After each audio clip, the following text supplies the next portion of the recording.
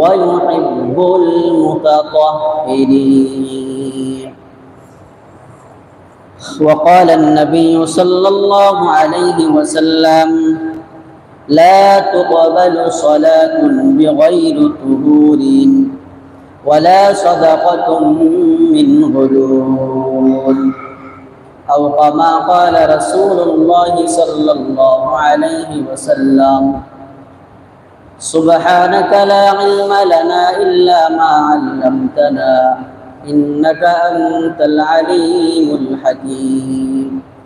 سبحان الله وبحمده سبحان الله العظيم. সকলে মুহাব্বতের সাথে জবান খুলে দরুদ ইব্রাহিম পড়ি।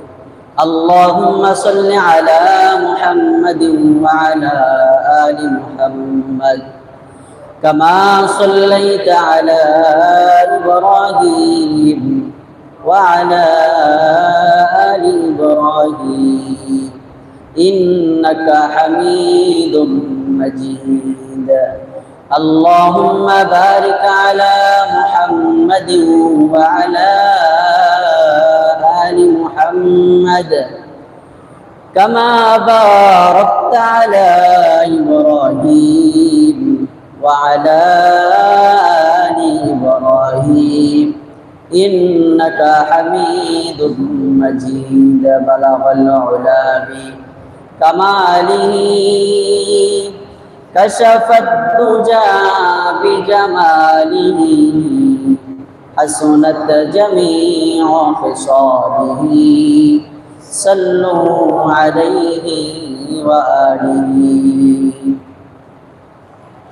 মুআজ্জাজ মুহতারাম সম্মানিত মুসল্লিয়ান কিরাম, আল্লাহ জাল্লা জালালুহু ওয়া আম্মা নওয়ালুহুর দরবারে আলিশানে অসংখ্য অগণিত শুকর যে মহান মালিক আমাদেরকে প্রতি জুমার ন্যায় আজকেও আল্লাহর ঘর মসজিদে পবিত্র জুমার নামাজ আদায় করার উদ্দেশ্যে আগে আগে আসার বসার দিনের কিছু কথা বলার এবং শোনার তৌফিক দান করেছেন, সে মহামুনিবের দরবারে দিল থেকে উচ্চ কণ্ঠে আবেগের সাথে সমস্বরে মালিকের দরবারে শুকরগুজার হই, শুকরিয়া আদায় করি, পড়ি আলহামদুলিল্লাহ।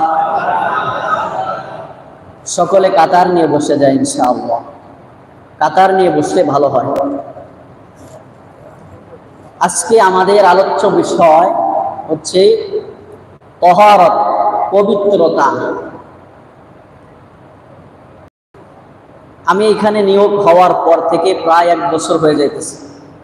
বিগত 1 বছর জুমায় আপনাদেরকে যেটা আলোচনা করার চেষ্টা করেছি, শোনানোর চেষ্টা করেছি, সেটা হলো ঈমান।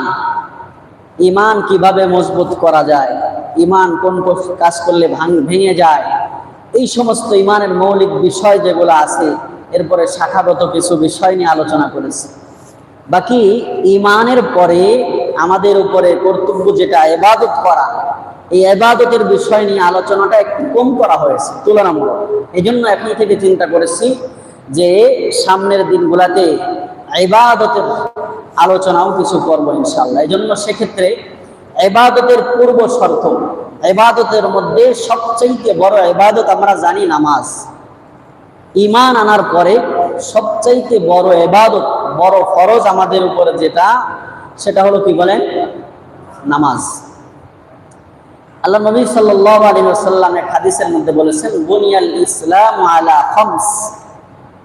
ইসলামের ভিত্তি বেনা হচ্ছে 5টি জিনিসের উপরে। ইসলামের স্তম্ভ হচ্ছে 5টি। তার মধ্যে একটা হলো শাহাদাতু আল্লা ইলাহা ইল্লাল্লাহ ওয়া আন্না মুহাম্মাদার রাসূলুল্লাহ, যেই কথার সাক্ষ্য দেওয়া আল্লাহ ছাড়া আর কোনো ইলাহ নাই, মুহাম্মাদুর রাসূলুল্লাহ সাল্লাল্লাহু আলাইহি ওয়াসাল্লাম আল্লাহ তাআলার বান্দা এবং প্রেরিত রাসূল। দ্বিতীয় নাম্বার স্তম্ভ হচ্ছে সালাত, নামাজ। আর নামাজের মাধ্যমে আল্লাহ পাক রব্বুল আলামিনের একেবারে নিকটবর্তী হওয়া যায়। বান্দা যে সমস্ত ইবাদতের মাধ্যমে বান্দা আল্লাহ তাআলার করিবুল আকরাব, একেবারে নিকটবর্তী হতে পারে, তার মধ্যে অন্যতম একটা ইবাদত হচ্ছে নামাজ। এজন্য যদিও এটা হাদিস না, অনেকে হাদিস বলে, আসলে এটা হাদিস না।